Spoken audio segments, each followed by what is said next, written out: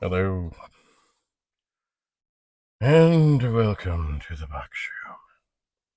As I was getting set up here, I had my hanger, the old hanger, carefully hanging the two discs that I was cleaning, and of course, in the midst of what I was just doing, the hanger fell, and the discs have fallen. Now, what is that?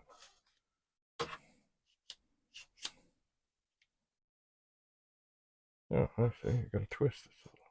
Anyway, I can see them, and I think there's a reasonable chance that with this thing that it's really a selfie stick, that I might be able to reach them. So just bear with me for a second. Go away, microphone.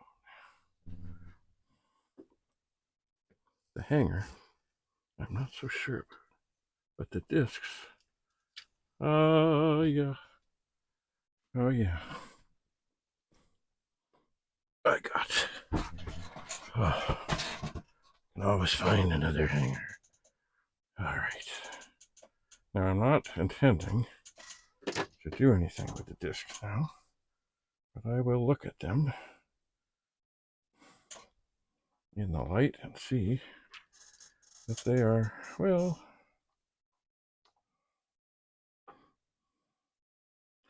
if you remember, the filth, they're a whole lot better than they were.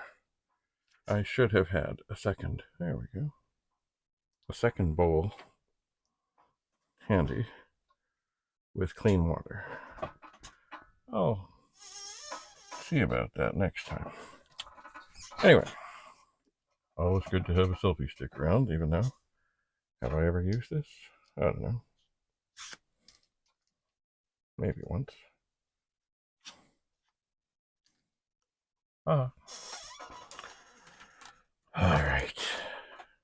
I have been to the basement. I found some things that are mostly useless. Ah. Who is this? Is this? No, that can go. But I found another thing here, and I have no idea what became of this person. And that was many years ago when I was up at the cottage. I bumped into these people who, it was all like, it was about now, really, like Labor Day or Monday of Labor Day, and everyone was gone and everything was closed, and they were rolling up the sidewalks in Minden, Ontario, and these people were really wanting to go out in a canoe. Well, I said, well, if you pop down, you can do that. I've got a canoe. Anyway, so this lady is Pat Foster Torley, Director, Conservation and Research Development at Marine World Africa, USA, in California, a nonprofit organization. Now, whatever became of her, I have no clue. My bet is she's retired. But I like the card. It has an elephant. It has a killer whale, and it has a flamingo on it. And it was, it was a fun day. And they had a good time, and they didn't tip the canoe. Look, there is the logo on the card. Anyway, I suspect for no good reason I'll hold on to that. And I found also a business card from a fellow Ian S.W. Cooper, cooperative education teacher at Lawrence Park Collegiate Institute. Well, the funny thing is, now I know he is no longer there because he moved. But on the day I was helping, I didn't work there at the time full time, but I was summoned when required. And on the day they were taking in resumes and things and such, I answered the phone. Now, they were supposed to phone before noon and then get their information in, I think, before 4. Well, he called at like 1202, maybe. But it was an analog clock, and for those that don't know what that means, is it had little hands. It wasn't digital. So I glanced up and said, "Oh, yes, you've just made it in on time." And they had bunches of applications, bunches and bunches and bunches and bunches and bunches. And he got interviewed. And one of the main reasons he got interviewed, and this is why I tell people, it's not a bad thing to do strange things or different things, unique things, things that make you stand out. That doesn't mean a funky picture and da da da da da. Just get involved in things that are memorable in a good way.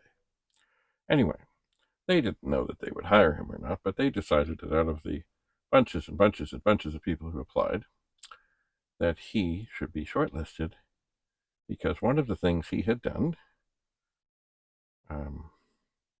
is, I'm not sure if it was longer than the summer or just a summer, but he was a weight room instructor.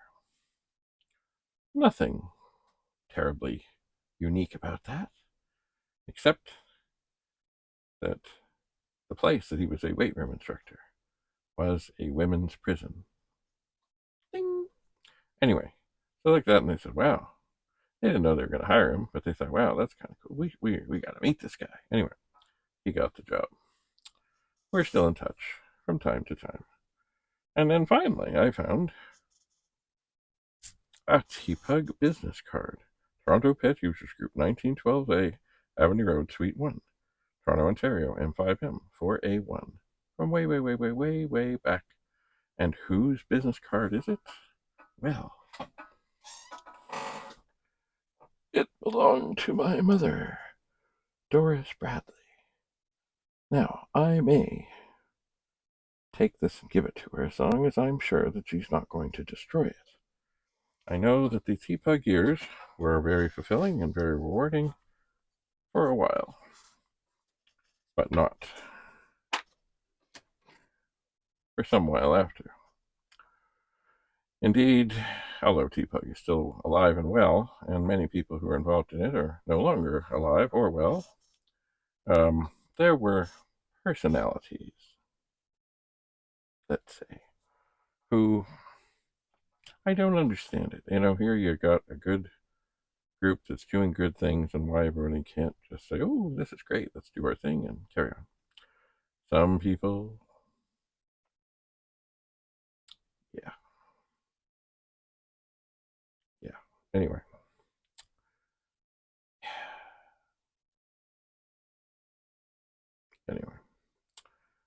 I could say more, and perhaps at some point I will. All right, so the other thing, of course, while I was in the basement, I found some things. For example, here, and it's funny, I was just looking online at an ad. There's somebody in Barrie, Ontario, who is making things that are like this, the 1750 RAM expander. Now, this one is badly yellowed, and the funny thing about this is, because there were two of them there, of course there were, is, maybe this is an earlier one, I don't know, but this one has these little things, I guess, to help it stay in, and this one doesn't. And there's no screws in these things, so I'm not going to yank and tug and break things. But anyway, so we have two 1750 RAM expanders, which are for the 128. And how did these come about, or how were these made, designed? I would have to check with Bill Hurd. That's in the story I heard when they're having the 128 first shown at CES in Las Vegas. You see, there are always marketing people. And there's nothing wrong with good marketing people. But when you go and you show up and you're the one who designed the machine, and they say it has 640K, And you know it doesn't. He said when he was up at the TPUG conference, he said, "Well, I looked at the poster and I said, oh," and he sat down and he started designing the 1750 RAM expander, which of course also became the 1764 RAM expander for the 64.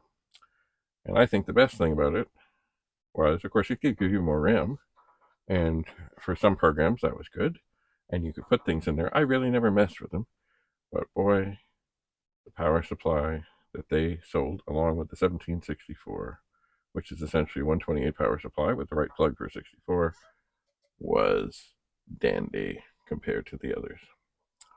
So there we have two 1750. Now, have I tested them? No. Here's a box. And it says that it is a VIC-20 16K RAM cartridge. Now, have I looked in the box? No. Will I? Yes. It's not in terrible shape. And what's inside of it? Not what it says. It's a VIC 1212 Programmer's Aid cartridge.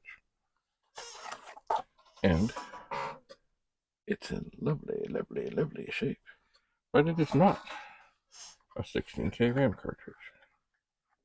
It is not. Things happen over 40 years or so. Anyway, as maybe you know, and I've said a time or two, I have here a box of VIC-20 tapes. So I am going to put this box in here. So when I get to doing VIC-20 things are all together. Oh, speaking of which, looky, it's a VIC-20 Programmer's Reference Guide. Which, of course, I have another one right there. And I don't think it's been written in, but it's been read. It's been used. What else do we have here? The user's guide for the 1541C. Oh, 1541. Yeah, it is the C. That's kind of like this drive here that I have been working with. And it's funny because, of course, this one, it's all white. But this one here, it has a dark drive in it. And this one that's very yellow has a light drive in it. And really, they didn't care if they got the colors wrong. They just wanted to get them out the door. If they had 1,000 or 2,000 or 10,000 of the brown ones, and that meant getting more stuff out to be sold, that's what they did. What is this? Authorized repair location, state by state.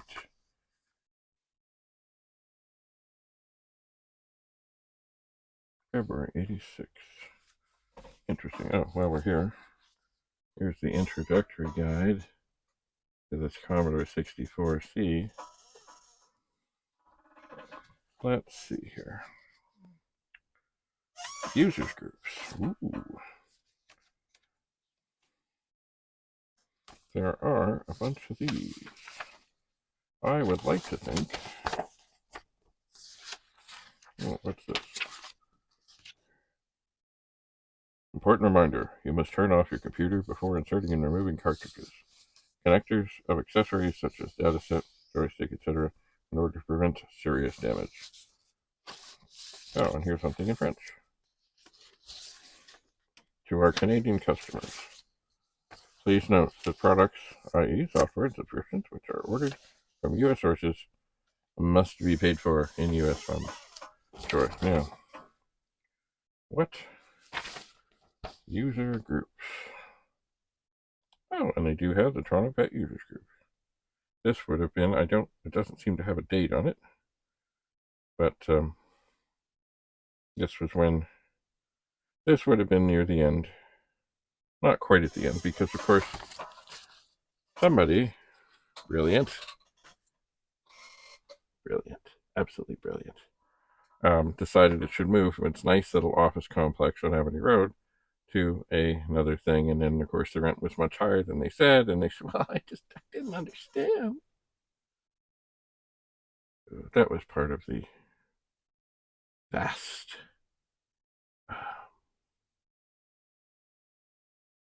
conspiracy And what else? Just bad, just bad stuff. Bad. Anyway, what is this thing? It's a CD. And, well, this thing is kind of broken. It says on it, Commodore stuff. But this thing is smashed. Warning. What is this? Oh, that's just a thing to worry about CDs. Well, who knows? What else do we have here? Oh, look. It's a manual for GEOS that I despise. I don't like GEOS. I never did. It took a beautiful, wonderful machine that I knew lots about, turned it into this strange mouse-driven beast of an... Anyway, I'm sure for brand new people, it had its place. Now here, a little bent, that's how things go, is the manual for one of the versions of the 1802 monitor that went with the 64. A little bent, but not bad. This monitor, this was like the one I think that had the little kind of the, like the shield on the front. Here's the Commodore 64, Commodore 128, a buyer's guide to software and accessories. Who put this out? Published under the auspices of Commodore Magazine, Inc. Oh, yeah. Okay, so probably, and I don't know for sure, but probably, people wanted to be in this. Probably this listing, although maybe not. I mean, maybe they just did this because it was a good thing. But I would bet the people who got things, I bet you they paid for it, I would bet. But I don't know. Anyway. Oh, it's from the winter of 1986-87. Cute. This is cute. Oh, now here is a Commodore 64C system guide. Bigger than the other. And it's been used, it's been read, it's been enjoyed. Headline, what is this? Oh, about letter spacing, kerning, specific font usage. I don't know what this is. MEC, Expeditions, Educational Computing Activities with Commodore 128 and 64 computers. I have no clue. Oh, it's all invaluable documentation. Here, well, that's all right, is an early used, enjoyed, maybe with some marking, manual for the Commodore 64. And how do we know that it's early? Well, the picture does show a silver label 64. And that's how they first came out, before the rainbow. And let's see, what else did I find? Oh, yes. Here we have a beautiful thing. I think I should maybe just take this to it a little. But not bad. It's just, things. This has been in a Rubbermaid container for a long time. So not a bad thing to give it a little brush. Anyway, this is something that came with an SX64. It's a disc bag thing. And the typical thing is that it would have, I think it came with a couple empty boxes. And that was to protect this, they could fit inside. And then this handy dandy strap, which has Velcro, would go over the handle. So if you were on the move and on the go, you just needed one hand to to carry your SX64. Its cables tucked away inside. Oh, I'm not doing that right. And discs. There was a plate. I mean, you could put discs where the other drive should have been, but it wasn't. But for other things, there it is. You could load it up and move it out. You could. All right. Did I find anything else on that trip down? I don't think so. Well, yeah, there was one other thing I found. It's a 1541-2. And I think some more discs of an assorted assortment. But I didn't bring them up. I can only carry so much. And for the 1541-2, I'll have to find a suitable power supply, which is probably down under this table in the box of things to be tested. And it's over, well, there's 3 of them here. And they're overflowing. So, yeah, I'll bring it up. But I don't think I can test it unless I find something right handy here. Anyway, I will have to, before I consider this, giving this card to my mother, I will check and make sure that she is not going to destroy it. Because I know there were horrible, horrible happenings that went on, and basically lies were told. Can you imagine? And really, my mother was a very good person to figure out how to make things work in terms of administrative systems, so that when orders came in, they very promptly went out. I must say, I do remember being part of the executive for some time, after the office had moved and was being run by another person who will remain nameless for now. There was a visit to the office by people on the executive to see what's really going on here. And apparently the safe in the office was full of perhaps as many as 5 or 6 months of unprocessed orders. This never happened before. And it's funny, because when my mother was doing these things, being the assistant business manager, she didn't have computer people doing the administrivia. She had people who were good at doing administrivia, like the bank deposit, opening the mail, filling out the, whatever forms, checking, that things were okay, and making sure that things were accurate. And then very promptly, things would be sent to the copy room, where I was sometimes found, and things would be copied. And it wasn't always, discs. It was tapes, and back issues of magazines and things and stuff. But they were done, and they were done up to date. And I cannot say the same for later in the life of the Toronto Pet Users Group. Yes, some people have great intentions and big ambitions and big egos, and